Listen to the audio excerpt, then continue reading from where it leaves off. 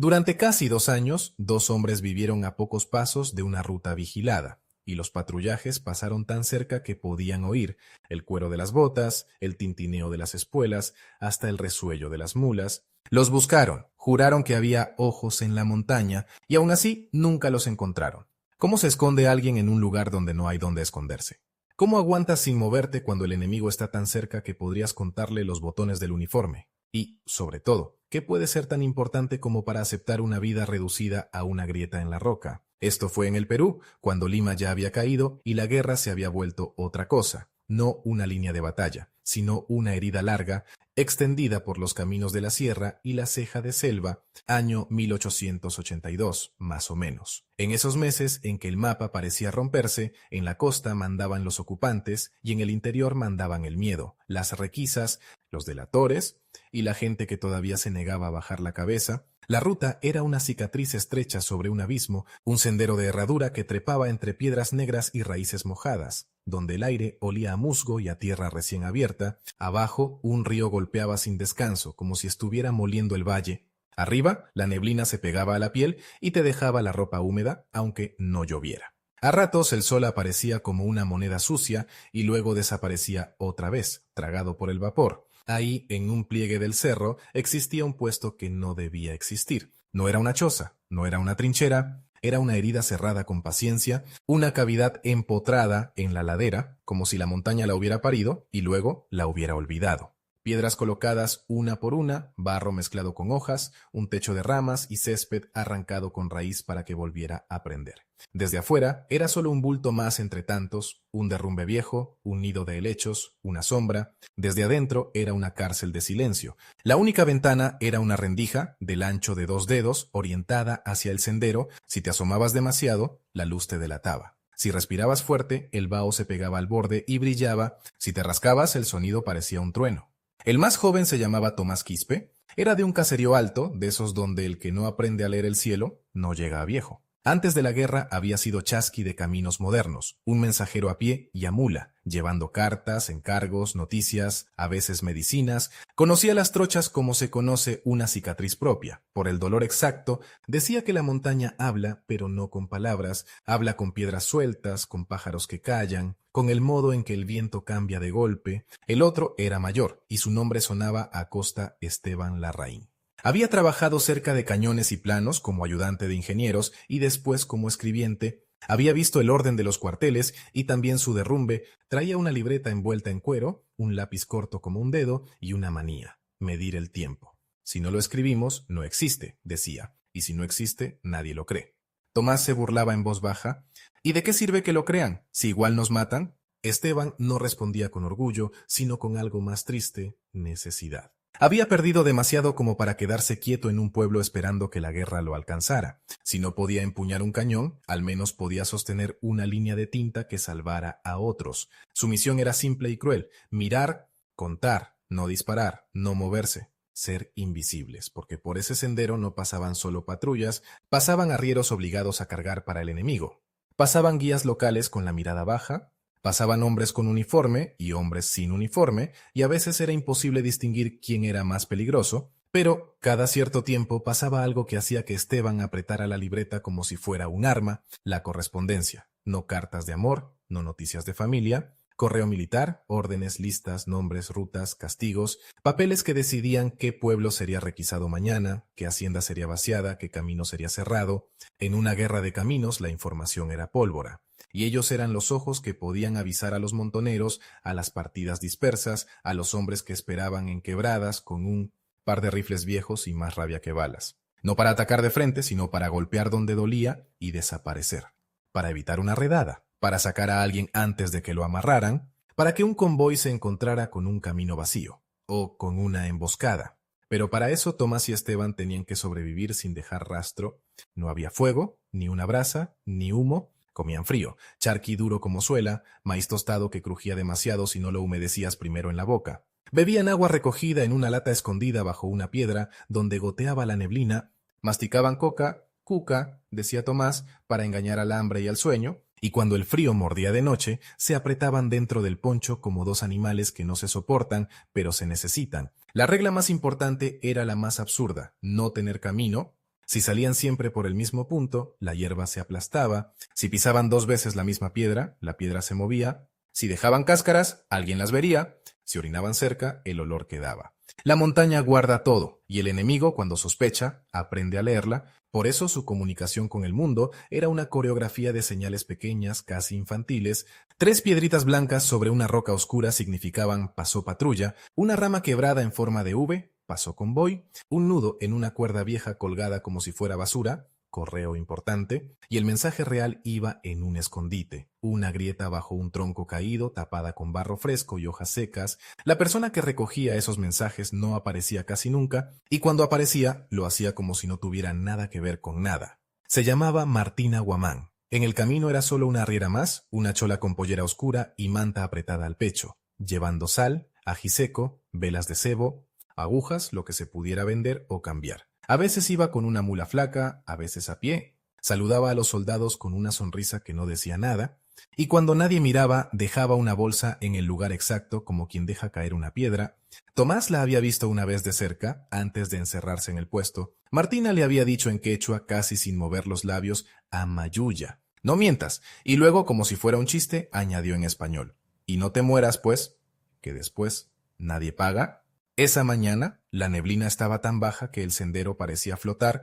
Tomás tenía el ojo pegado a la rendija. Esteban, detrás, contaba los minutos con la uña sobre la libreta, sin escribir todavía, esperando el sonido que lo confirmara. Primero llegó el eco, un golpe seco, otro, cascos, mulas, después el tintineo de campanillas, y luego voces. Tomás levantó 2 dedos. ¿Vienen muchos? Esteban acercó el lápiz, pero no escribió aún. Esperó a ver. Aparecieron como sombras que se materializan. 4 soldados adelante, fusiles al hombro, bayonetas que brillaban cuando el sol se acordaba de existir. Detrás, 6 mulas cargadas con cajas, cajas de madera nueva, con clavos recientes. Eso ya era raro en esos caminos donde todo estaba remendado. Y detrás de las mulas, un oficial con capa corta, mirando el suelo como si el suelo pudiera morderlo. A su lado, un hombre sin uniforme, con sombrero de ala ancha y poncho claro, un guía local, uno de los suyos o alguien que ya no lo era. Tomás sintió un calor feo en el estómago. Ese no es de aquí, susurró, pero el susurro fue más para sí mismo que para Esteban. Esteban, en cambio, se fijó en otra cosa. El oficial llevaba una cartera de cuero colgada al costado, protegida como si fuera más valiosa que las cajas. Correo. ¿Seguro? Hoy sí, murmuró Esteban, y por primera vez en días su voz tuvo algo parecido a esperanza. Tomás lo miró con rabia contenida. ¿Esperanza de qué? ¿De que otros mueran en una emboscada? ¿De que el enemigo pague? ¿De que la guerra tenga sentido? Pero no dijo nada. Porque en ese puesto hablar era gastar vida. El convoy pasó, tan cerca que Tomás pudo ver el barro seco en las botas, las costuras reventadas en una mochila, una mancha de sangre vieja en la venda de un soldado, pudo oler el sudor agrio de las mulas mezclado con tabaco, y cuando el último hombre cruzó el tramo frente a la rendija, Esteban escribió rápido, con letra mínima, 6 mulas, cajas nuevas, oficial con cartera, guía con poncho claro. Hora, y anotó el tiempo exacto como si el tiempo fuera una coordenada. Esperaron, no podían enviar el mensaje de inmediato. Si Martina o cualquiera subía justo después del convoy, sería sospechoso. La paciencia era su arma y también su condena. Al mediodía, cuando el sendero quedó vacío y solo se oía el río, Tomás se arrastró un palmo hacia atrás, con movimientos tan lentos que parecían inmóviles. Sacó del bolsillo una tira de tela con un nudo ya preparado. Esteban enrolló el papel, lo metió en un tubito de caña y lo selló con cera vieja, calentada no con fuego, sino con el calor de las manos y el tiempo. ¿Y si hoy no viene?, preguntó Tomás sin mirar. «¿Vendrá?», dijo Esteban. Pero no sonó seguro. Sonó como alguien que necesita creerlo para no volverse loco. Al atardecer, cuando la neblina se espesó y el mundo se volvió gris, Tomás salió, no por una puerta, sino por un hueco que solo existía si sabías dónde empujar. Una piedra que parecía fija, pero cedía si la tocabas en el punto exacto. Tomás se deslizó como una lagartija, sin romper una hoja, dio 3 pasos, no más, y dejó la señal, el nudo en la cuerda vieja, colgada entre 2 arbustos como si fuera basura arrastrada por el viento. Volvió igual, borró con la palma cualquier marca y se metió otra vez en la oscuridad.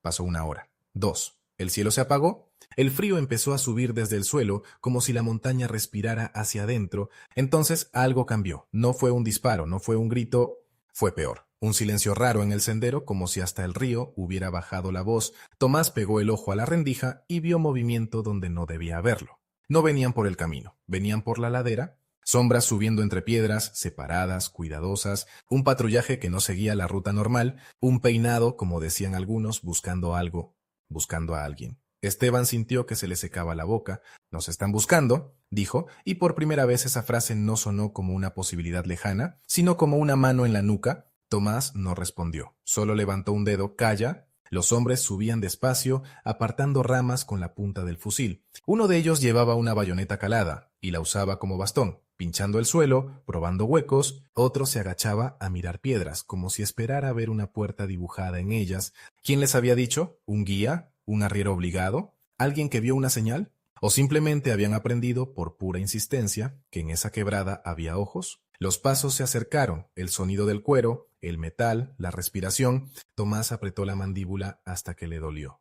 Esteban, sin darse cuenta, había dejado el lápiz clavado en la libreta como si fuera un cuchillo. Y entonces ocurrió el detalle más pequeño y más aterrador. Una piedra rodó cuesta abajo, golpeó otra, y el sonido rebotó en el barranco como un aviso. Los soldados se detuvieron. «¿Oíste?», dijo una voz en español con acento extraño, duro. «Aquí». Tomás sintió que el corazón le golpeaba en la garganta. Si tragaba saliva, se oiría. Si respiraba, se vería el vaho. Si parpadeaba, la pestaña rozaría el barro seco de la rendija. Los pasos volvieron, ahora más cerca, y el metal de una bayoneta raspó una roca, como si alguien estuviera probando la montaña. Estaban arriba, justo arriba, y en la oscuridad del puesto, con el río rugiendo abajo y la neblina apretando el mundo, Tomás entendió algo que no había querido aceptar. No bastaba con ser invisible, había que ser inexistente, porque si esa bayoneta bajaba un palmo más, ¿qué harían? ¿Quedarse quietos y morir sin hacer ruido? ¿O moverse por fin y revelar que el puesto sí existía? La punta de metal volvió a sonar, más cerca todavía, y una voz murmuró: «Revisen bien». «Dicen que hay dos». ¿Quién lo había dicho? ¿Y desde cuándo el enemigo sabía el número exacto? No era una trinchera, era una jaula sin barrotes. Si te movías, morías. Si tosías, también. Y lo peor es que el enemigo no necesitaba encontrarte para matarte. Bastaba con que te obligara a existir, aunque fuera por un segundo. La bayoneta raspó otra vez la roca, arriba, justo arriba, y el sonido se metió en el puesto como una aguja. Tomás apretó la lengua contra el paladar para no tragar saliva. Esteban, pegado a la pared de barro endurecido, sintió como el pulso le golpeaba en las muñecas, como si el cuerpo quisiera delatarlo a propósito. «Revisen bien, dicen que hay dos», había dicho esa voz. ¿Quién podía saberlo? ¿Quién en toda esa quebrada podía hablar con tanta seguridad? Los pasos se movieron en abanico. No corrían, no gritaban. Eso era lo que daba miedo. Estaban trabajando. Uno apartó helechos con la punta del fusil. Otro golpeó con el talón una piedra, probando si sonaba hueca. Un tercero se agachó y olfateó el aire, como si el aire tuviera memoria. Tomás miró a Esteban. No podía hablar, pero sus ojos decían lo mismo. Si pinchan el punto exacto, se acaba todo. Y entonces, como si la montaña tuviera su propio capricho, una ráfaga de neblina subió desde el río y lo cubrió todo. No era una nube bonita, era un trapo mojado en la cara. Los soldados maldijeron. Se oyó un carajo, ahogado, y el sonido de botas resbalando en piedra húmeda. Uno de ellos se acercó tanto que Tomás pudo ver por la rendija el borde de un pantalón empapado y una gota cayendo de la tela. La gota golpeó una hoja. Ploc, ploc, ploc. Cada ploc era un disparo en la cabeza.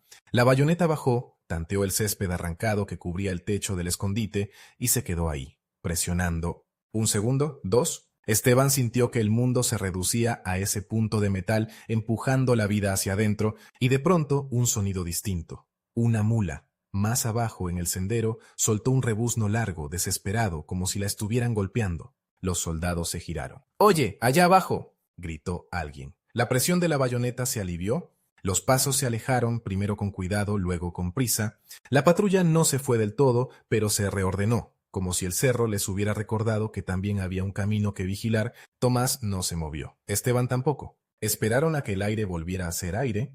Pasó un minuto, pasaron 10. Pasó una eternidad. Cuando por fin el último ruido se perdió entre el río y la neblina, Esteban soltó el aire por la nariz, tan despacio que parecía que estaba apagando una vela invisible. Tomás, sin mirar, levantó 2 dedos y luego los cerró en un puño. 2 veces habían estado a un palmo. Esteban quiso decir algo, cualquier cosa, para romper el hechizo, pero la garganta no le obedecía. Tenía la boca seca, como si hubiera masticado ceniza. La guerra inmóvil era eso, no la bala, sino el cuerpo traicionándote en silencio, el hambre que te hace crujir el estómago justo cuando no debes. la picazón en la nariz que te obliga a estornudar cuando el mundo está escuchando, el frío que te entumece los dedos hasta que ya no sientes si estás vivo. Esa noche no durmieron, no por valentía, por miedo a que el sueño les sacara un sonido. Al amanecer el puesto olía a humedad vieja y a coca mascada. Tomás sacó del bolsillo un puñado de hojas, las repartió con un gesto seco. Cuca murmuró como si fuera una oración.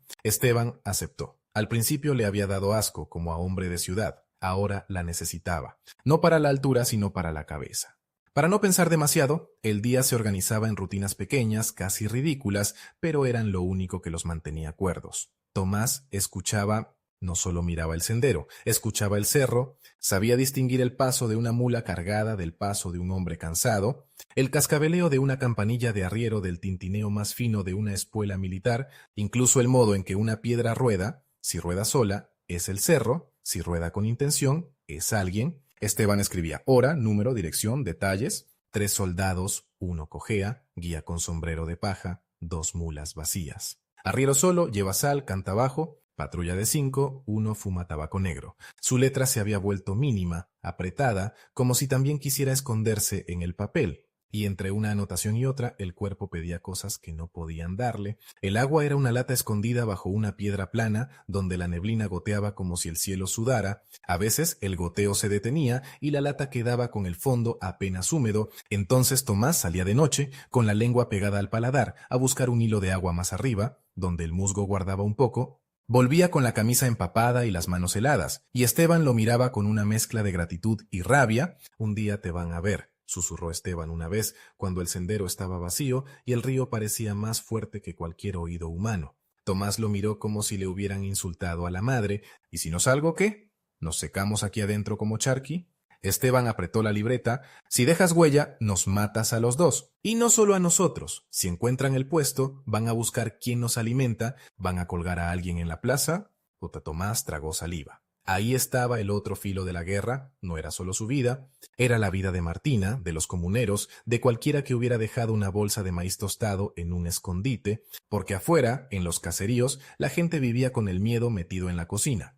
Miedo a que llegara una columna y se llevara las gallinas, el maíz, la manta, miedo a que un vecino, por salvar su pellejo, dijera un nombre, miedo a que el castigo cayera sobre el que menos culpa tenía.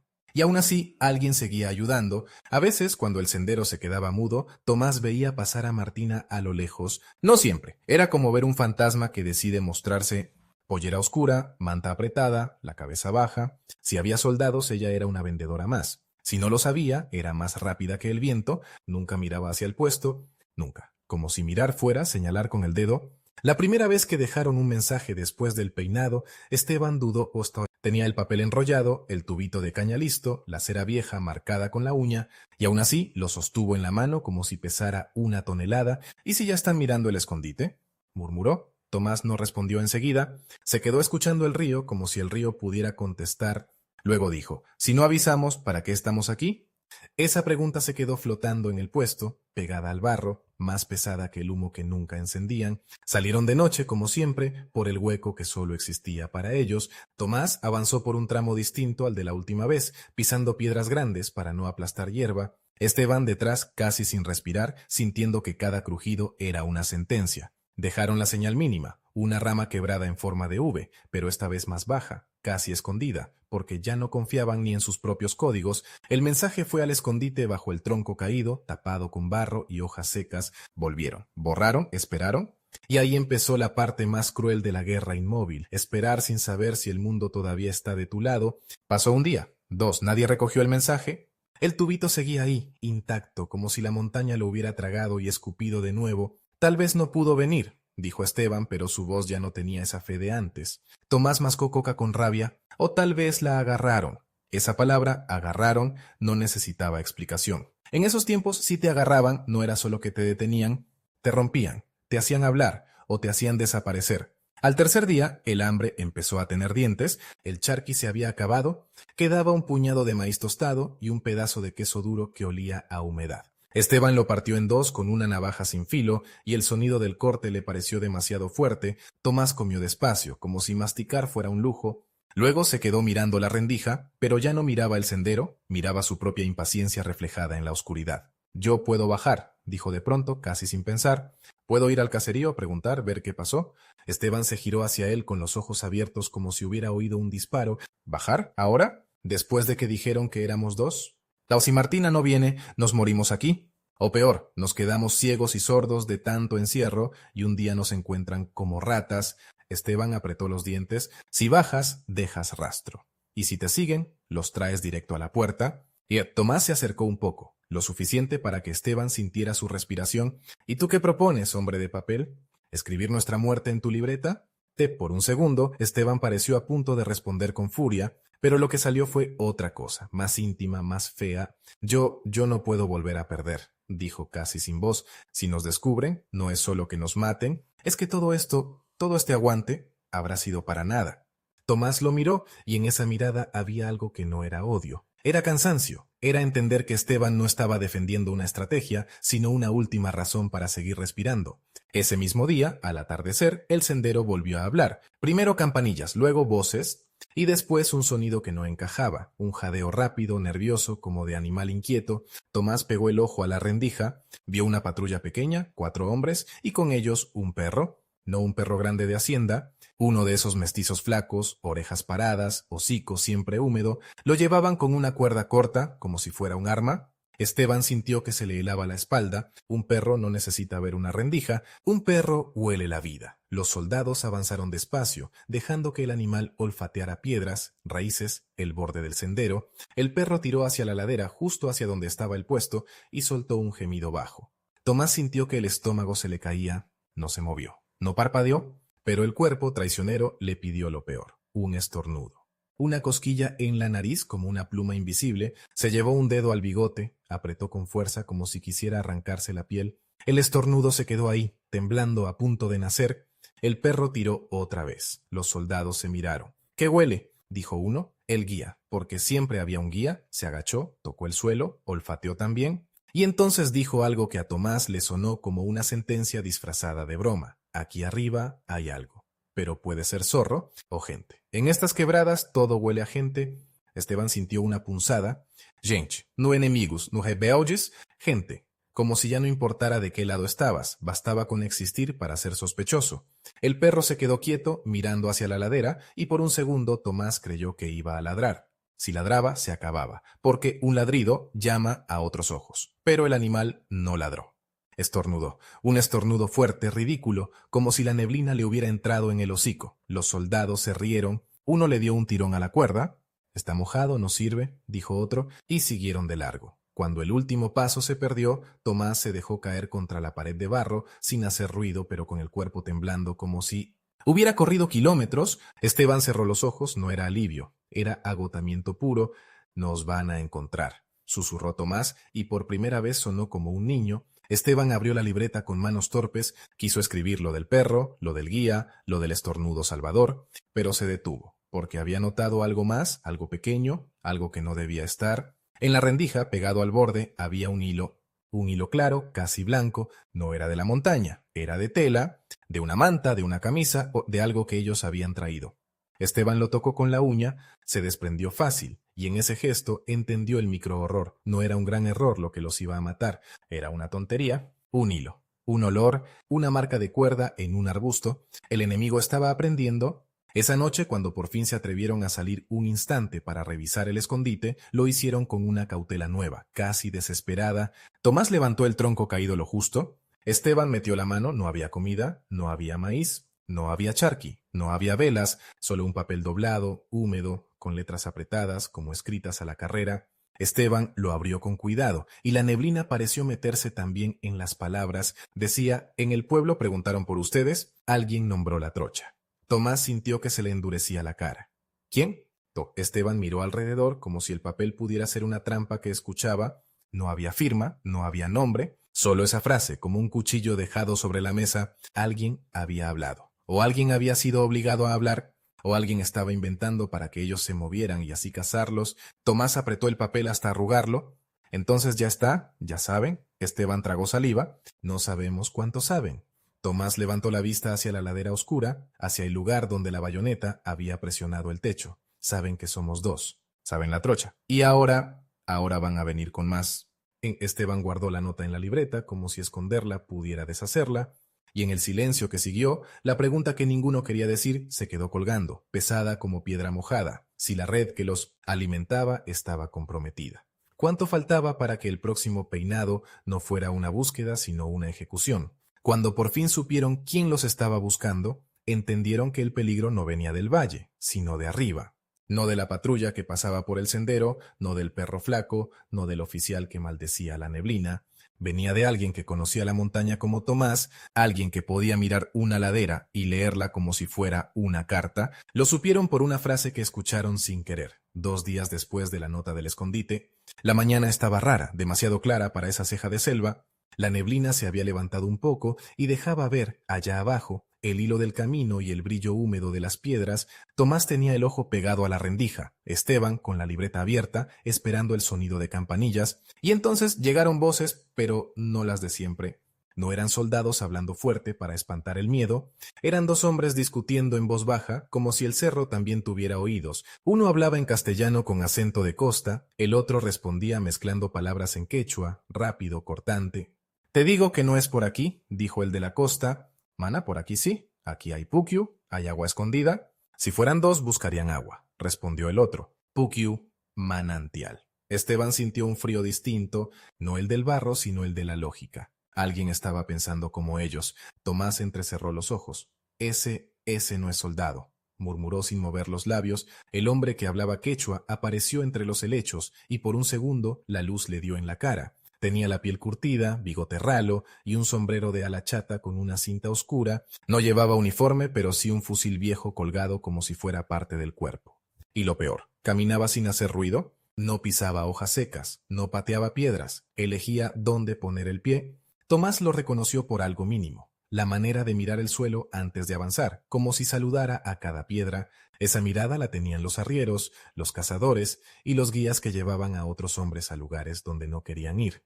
«¿Quién es?», susurró Esteban, aunque sabía que Tomás no iba a responder con un nombre. Los nombres eran peligrosos. Tomás tragó saliva. Uno de Guanta, o de más arriba, de los que antes guiaban mulas con coca y aguardiente, ahora guían soldados. El guía se detuvo, olfateó el aire como lo había hecho aquel soldado días atrás y señaló con la barbilla hacia la ladera. No hacia el puesto exacto, pero cerca, demasiado cerca. «Ahí hay algo que no es cerro», dijo, y Esteban sintió que el corazón le golpeaba en la garganta. «No digo que sea gente, pero hay piedra movida». El de la costa soltó una risa nerviosa. «¿Piedra movida? Aquí todo se mueve cuando llueve».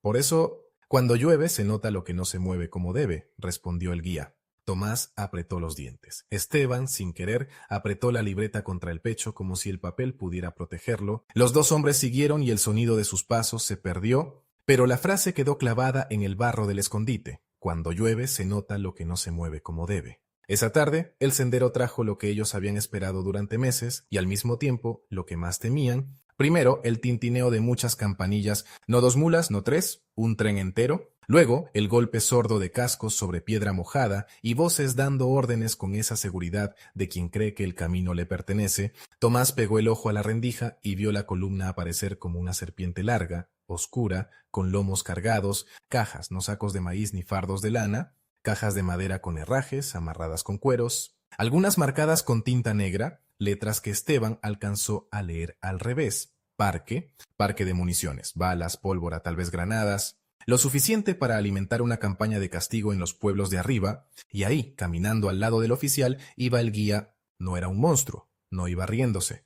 Iba serio, con la mirada fija en el suelo, como si cada paso le pesaras. A ratos el oficial le decía algo y él asentía sin ganas. ¿Lo habían comprado? ¿Lo habían amenazado? ¿Le tenían a alguien agarrado en el pueblo?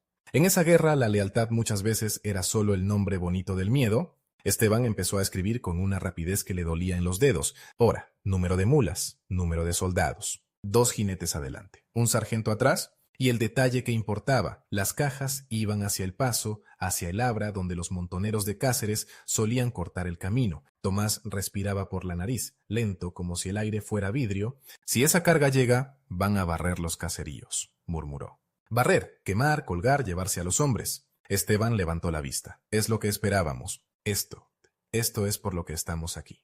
Tomás lo miró con una rabia que no era contra Esteban, sino contra el tiempo. Sí, y ahora dime cómo avisamos si el escondite está muerto, porque el escondite seguía muerto. Nadie había recogido el mensaje, nadie había dejado comida, nadie había dejado una señal de que la red seguía viva. Esteban sintió que el mundo se le estrechaba. ¿Tenían la información más valiosa en meses y no tenían boca para decirla? Podemos usar la otra marca, dijo Esteban, y al decirlo se dio cuenta de lo desesperado que sonaba.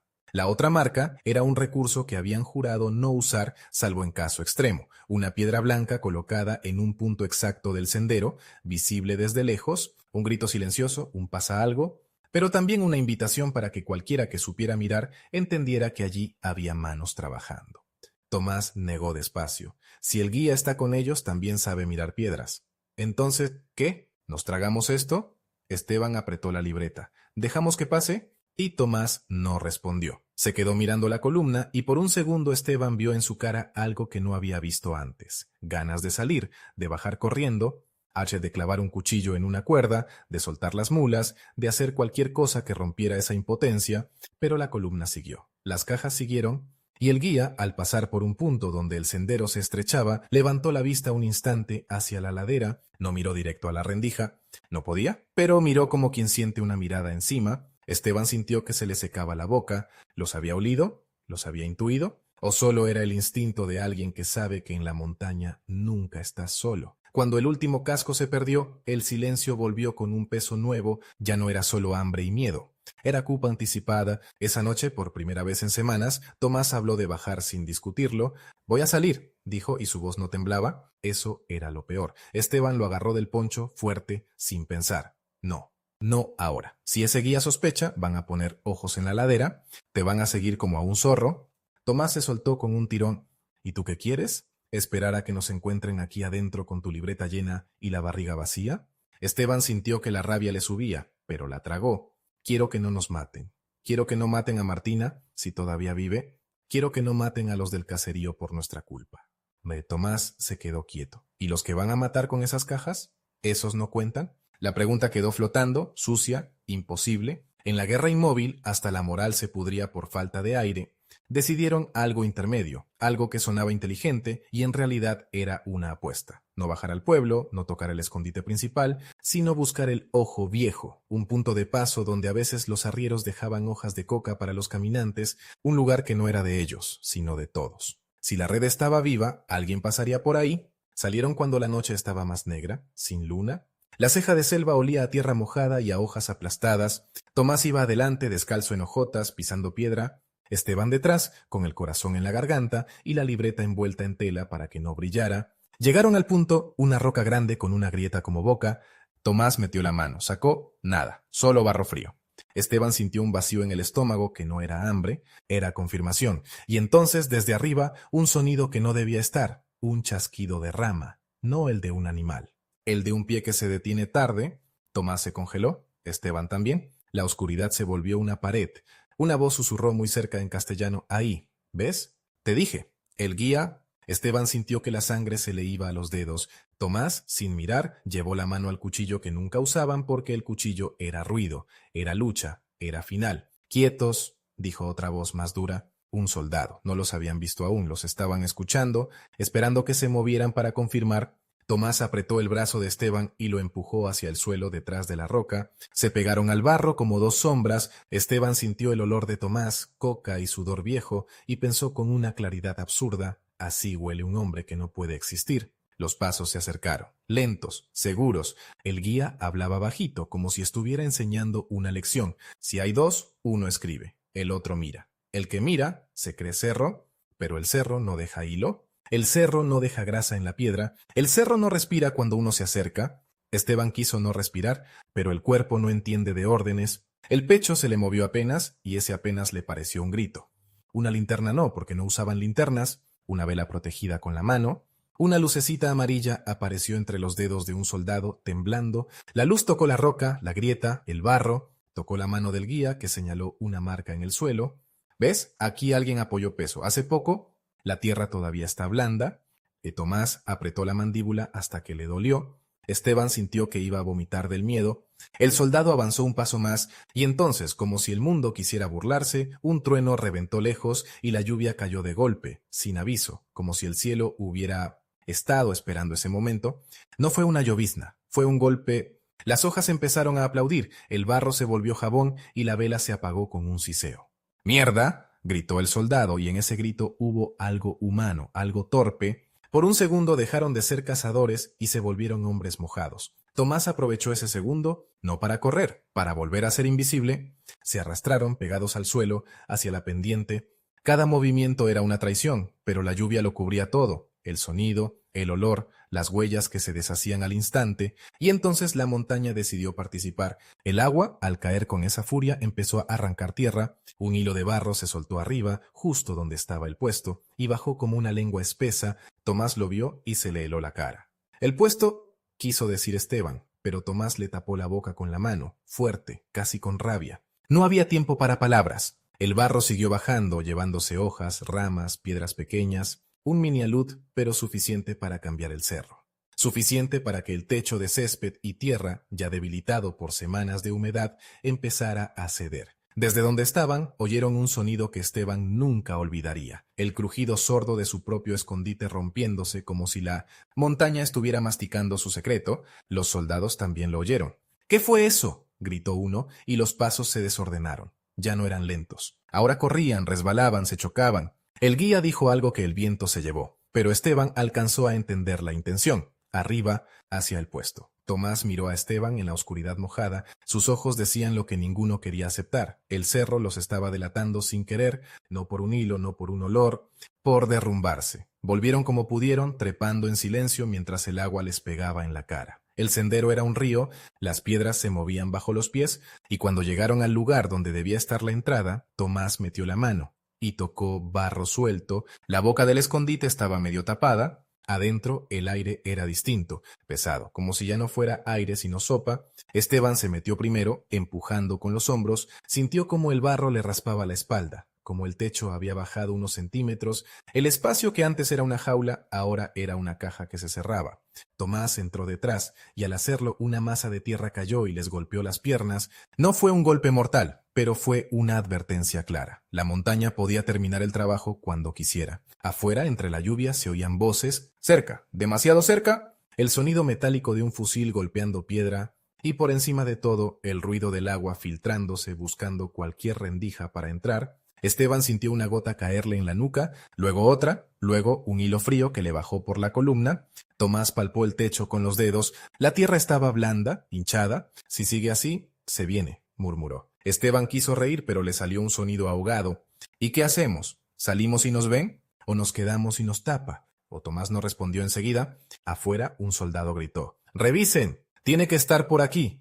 Y entonces, como si el destino quisiera apretar más, Esteban sintió que el barro le subía por el tobillo. No era imaginación, era agua mezclada con tierra entrando por abajo, llenando el hueco. El puesto que los había salvado por meses ahora se convertía en su tumba lenta. Tomás acercó la boca al oído de Esteban, tan cerca que su aliento era caliente en medio del frío. Escucha, si abrimos, ¿nos ven? Si no abrimos, nos ahogamos. Esteban cerró los ojos un segundo.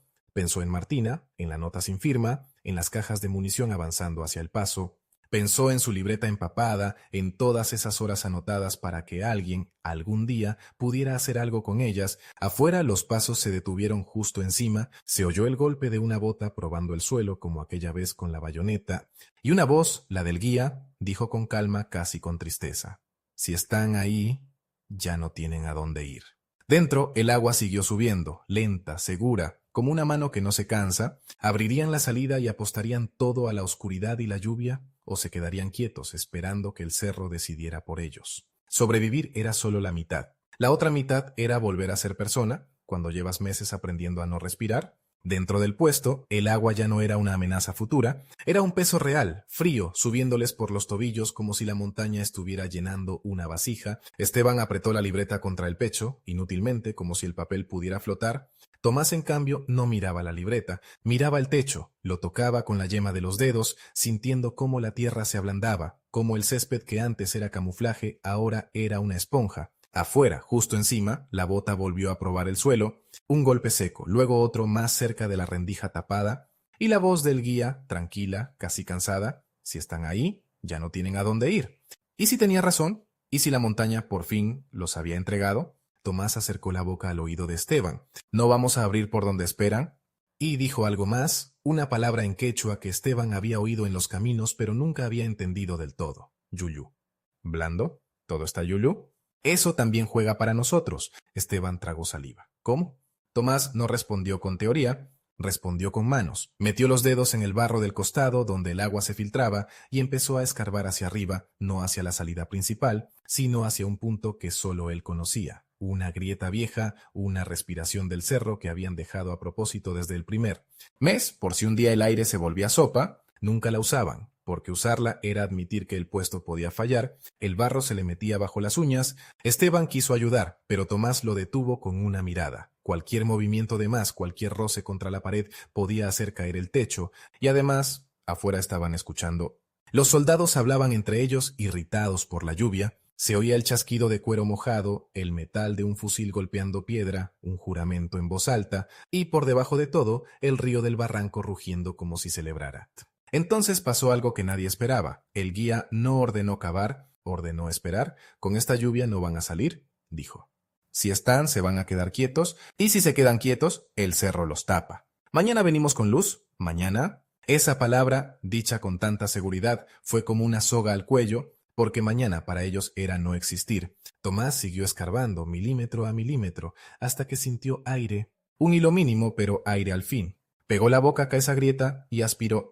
Olía a hojas machacadas y a tierra viva. Afuera, el mundo seguía. Esteban, con el agua ya a media pantorrilla, susurró: ¿y si se quedan toda la noche? Den Tomás no apartó la cara del barro. Mejor, si se quedan, no patrullan el sendero, y si no patrullan, alguien puede pasar. ¿Quién? Esteban casi se rió, pero el sonido se le murió en la garganta. La red está muerta. Tomás se quedó quieto un segundo, como si escuchara algo que no era de este lado del cerro. Luego dijo: no está muerta, está asustada, es distinto. Afuera los pasos empezaron a alejarse. No todos, se quedaron dos, quizá tres. Más arriba, donde el terreno era menos resbaloso, se oyeron piedras moviéndose, ramas quebradas, estaban armando un pequeño resguardo, una espera. Y después, el silencio raro de los hombres que vigilan, ese silencio que no es paz, es paciencia. Dentro, el agua seguía subiendo. Tomás se arrastró hacia el rincón, donde guardaban lo poco que les quedaba: un puñado de maíz tostado envuelto en tela, charquiduro, como suela, hojas de coca ya sin fuerza. Sacó una cuerda fina, casi un hilo, y un pedazo de cuero. Esteban lo miró sin entender. Vamos a dejarles un camino, murmuró Tomás, pero no el nuestro. Y entonces Esteban comprendió el plan, y el miedo le cambió de forma. No era un plan de ataque, era un plan de mentira. Esperaron hasta que la lluvia bajó un poco, no porque se calmara, sino porque se volvió constante, como un tambor que ya no sorprende. Tomás, con una paciencia que daba rabia, empujó el barro de la salida principal desde adentro, no para abrirla, sino para que pareciera que algo había intentado salir y se había rendido. Un gesto mínimo, un engaño para ojos cansados. Luego pegó el oído a la pared. Afuera, nada, solo el río, el viento y de vez en cuando un carraspeo de soldado. Tomás señaló la grieta de aire que había abierto. Era estrecha, cruel, no era una puerta, era un nacimiento. Por aquí, dijo. Esteban sintió el pánico subirle como el agua. No entro. ¿O entras?, corrigió Tomás. ¿Sales? Salir por una grieta de barro, en la noche, con hombres esperando arriba. ¿Cómo se sale sin dejar rastro? ¿Cómo se camina sin ser humano? Tomás fue primero, no porque fuera más valiente, sino porque conocía el cerro como se conoce una cicatriz. Se metió de lado, apretando los hombros, y desapareció en la oscuridad húmeda. Esteban se quedó un segundo solo, con el agua, con el techo bajo, con la libreta pegada al pecho, y pensó algo que le dio vergüenza. Pensó en Lima, en el mar, en una cama seca. Pensó en lo absurdo que era morir en un agujero por no querer ser visto. Se metió. La tierra le raspó la cara, el barro le entró en la boca. Por un instante no supo si avanzaba o si el cerro lo tragaba, y entonces aire, un golpe de aire frío y mojado. Esteban sacó la cabeza entre raíces y helechos, como un animal que nace mal. Tomás lo esperaba pegado al suelo, cubierto con hojas. Le puso una mano en el brazo, quieto. Escucha. Arriba, a pocos metros, una tos, un murmullo. Los soldados seguían allí. Tomás señaló hacia un lado, no hacia el sendero, sino hacia una zona de piedras sueltas, donde el agua corría como una lengua. Ahí, susurró. ¿Deja que el agua camine por ti? No, se movieron como se mueven los que no quieren existir. no levantando los pies, sino deslizándolos, no pisando tierra blanda, sino piedra mojada que no guarda huella. Cada vez que una rama crujía, se congelaban, cada vez que el río rugía más fuerte, avanzaban 2 pasos, y entonces el giro que nadie habría imaginado, no huyeron hacia abajo. Subieron hacia donde los soldados creían que no tenía sentido subir, hacia un pequeño espolón de roca que se perdía en la neblina. Tomás lo había visto desde niño, un lugar donde el viento sopla siempre igual, donde el olor se mezcla y confunde, un lugar donde si alguien te busca por el rastro se vuelve loco. Allí Tomás sacó el pedazo de cuero y la cuerda, la ató a una rama baja, y del cuero hizo una especie de lengüeta, luego con una piedra golpeó una vez, solo una, un sonido seco, como si una mula hubiera pateado una roca. Esteban lo miró, horrorizado. ¿Estás llamándolos? Tomás negó. Estoy moviéndolos. El viento agarró la lengüeta de cuero y la hizo golpear la rama, suave, repetido, como un ruido de algo vivo intentando salir, un sonido que, en la noche, en la lluvia, podía ser cualquier cosa, o podía ser exactamente lo que un soldado nervioso interpreta como un hombre escondido. No pasó ni un minuto cuando oyeron voces arriba. ¿Oíste? Por ahí. Pasos apresurados, resbalones, un insulto. Los soldados se movieron hacia el ruido, hacia el espolón, hacia la trampa de viento. Tomás y Esteban, pegados a la roca, no se movieron. Dejaron que el miedo de otros trabajara por ellos. Cuando los pasos se alejaron lo suficiente, Tomás hizo lo que parecía imposible. Bajó hacia el sendero, pero no por el camino, sino por una canaleta de agua que caía en diagonal. El agua les golpeaba las piernas, les borraba el olor, les lavaba la historia. Llegaron a un punto donde el sendero se veía abajo, como una cinta oscura, y allí Tomás se detuvo. Esteban pensó que era para descansar, pero no. Tomás estaba escuchando algo distinto. Campanillas, no muchas, 2 mulas, quizá 3, y un paso ligero, conocido, que no era de soldado. Esteban sintió que el corazón le daba un salto. No, sí. Entre la neblina apareció una figura pequeña, encorvada bajo un poncho oscuro. No venía por el centro del sendero, sino por el borde, como quien sabe dónde no mirar. Llevaba un canasto y una manta amarrada al pecho, y cuando levantó la cara, Esteban vio el brillo de unos ojos que no pedían permiso para existir. Martina. Pero no era la Martina de antes la que dejaba comida y se iba. Esta Martina tenía la boca apretada, y en la mano, escondido entre hojas de coca, un papel doblado.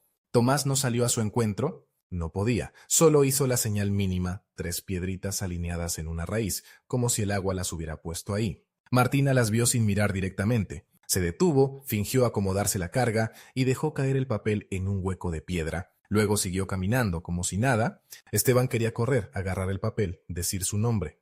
Tomás lo sujetó del brazo con una fuerza que dolía. «Todavía no», susurró, «todavía no somos gente». Esperaron a que Martina desapareciera en la neblina, esperaron a que el sendero volviera a ser solo sendero. Entonces Tomás bajó, rápido, silencioso, recogió el papel y volvió. Esteban lo abrió con dedos temblorosos. La letra era apretada, urgente. No usen los escondites, los están mirando. El guía se llama Julián, lo tienen por su hijo. La carga de parque va a Labra de Púcara al amanecer. Hay montoneros cerca de Chanchamayo.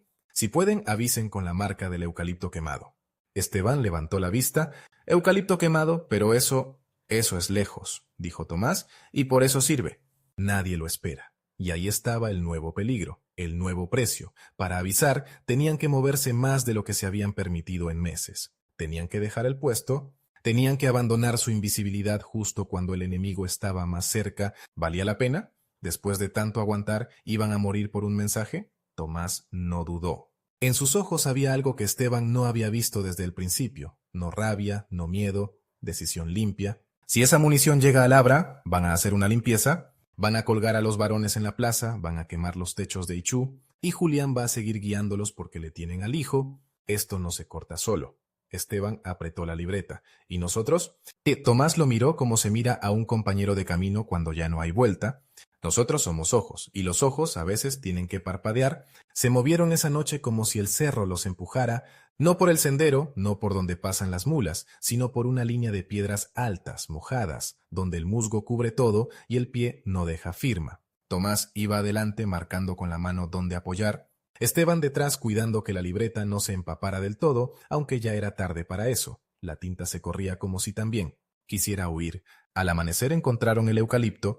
No era un árbol cualquiera. Era un tronco negro partido por un rayo antiguo que los arrieros usaban como referencia desde hacía años. Cuando veas el quemado y falta 1 hora para el Labra, Allí, Tomás sacó un pedazo de tela y lo amarró en una rama baja, pero no como bandera. Lo amarró de una forma específica, con un nudo que solo alguien de la red entendería: peligro y oportunidad. Luego, debajo, colocó 3 piedras en forma de flecha, apuntando hacia Pucará. No era un mensaje bonito, era un grito sin voz, y funcionó. Porque al mediodía, desde su nueva altura, vieron movimiento en el valle, sombras pequeñas subiendo por un costado, no en formación, de ejércitos sino dispersas como cazadores, montoneros. Hombres con ponchos oscuros, algunos con fusiles viejos, otros con lanzas, todos con esa manera de caminar que no pide permiso. No eran muchos, pero conocían el terreno. Esteban sintió un alivio que le dio ganas de llorar. ¿Lo vieron? Tomás no celebró. Ahora viene lo peor, porque la columna de municiones también venía. Las mulas aparecieron como una línea lenta, cargadas, resoplando. Los soldados caminaban tensos, mirando a los lados, y allí, al lado del oficial, iba Julián. Esteban lo vio y sintió algo extraño. No odio, una tristeza seca. Julián caminaba como quien lleva una piedra en el pecho, y cuando el camino se estrechó, Julián levantó la vista un instante, no hacia Esteban, no hacia Tomás, sino hacia la neblina misma, como si le pidiera perdón a alguien que no estaba. Entonces sonó el primer disparo. No fue una descarga heroica, fue un golpe aislado, seco, que rebotó en el barranco. Una mula chilló. Otra se encabritó. Las cajas se sacudieron, los soldados gritaron órdenes contradictorias, y la neblina, esa vieja aliada, se tragó las distancias. Nadie sabía de dónde venía el fuego. Los montoneros no bajaron a pelear cuerpo a cuerpo. No era una batalla de bandera. Era una mordida. Disparaban, se movían, volvían a desaparecer. Apuntaban a las cuerdas, a las patas de las mulas, a los hombres que intentaban proteger las cajas. En minutos el sendero se volvió un caos de animales asustados, madera golpeando piedra, pólvora mojada. Esteban, desde arriba, apretaba la libreta con tanta fuerza que le dolían los dedos. Quería hacer algo, quería ser parte, pero su guerra siempre había sido esa: mirar y no tocar.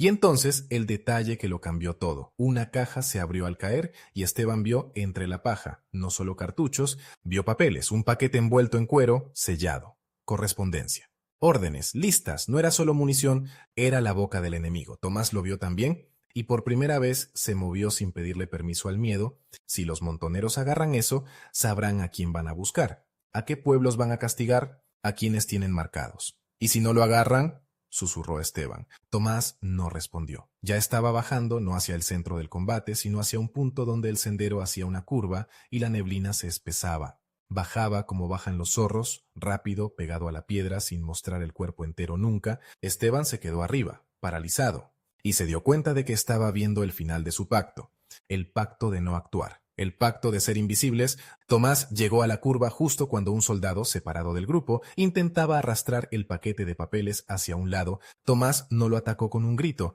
lo atacó con silencio. Un golpe corto, con la culata, y el soldado cayó como cae un saco mojado. Tomás agarró el paquete y lo metió bajo su poncho, y en ese instante Julián lo vio, no porque Tomás hiciera ruido, porque Julián sabía mirar. Sus ojos se clavaron en la curva, y por un segundo el mundo se quedó quieto. El guía y el hombre de la montaña, frente a frente, a distancia de un suspiro. Julián levantó el fusil. Esteban, desde arriba, sintió que el corazón se le rompía, quiso gritar, no pudo. Y entonces otra vez la suerte, esa suerte frágil que no se puede entrenar.